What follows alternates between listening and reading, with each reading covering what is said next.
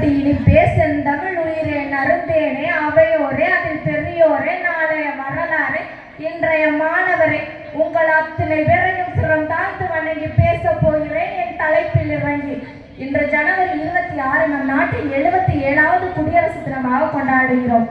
1950ஆம் ஆண்டு குடியரசு தினம் ஆண்டுதோறும் கொண்டாடப்பட்டு வருகிறது. பல நூற்றாண்டுகளுக்கு மேலாக போராடி 1947இல் நம் நாடு சுதந்திரம் பெற்றன. சுதந்திரம் கிடைத்தாலும் நமக்கென தனி சட்டங்கள் அப்போது இல்லை. Doctor B.R.. அம்பேத்கர் தலைமையில் குழு நம் நாட்டின் அரசியலமைப்பு சட்டம் ஒன்றை உருவாக்கியது. அந்த சட்டம் 1950ஆம் ஆண்டு ஜனவரி அந்த நாளையே நாம் குடியரசு தினமாக கொண்டாடுகிறோம். ஜாதி மத வேறுபாடு ஒழிந்து குடியரசு தாயின் பாதம் பணிந்து ஒற்றுமையில் நீ உயர்ந்து தேசிய கொடியை நீ உயர்த்து. பாரத தாயை நேசிப்போம், சுதந்திர காற்றை சுவாசிப்போம், தியாகிகள் வரலாறை வாசிப்போம்.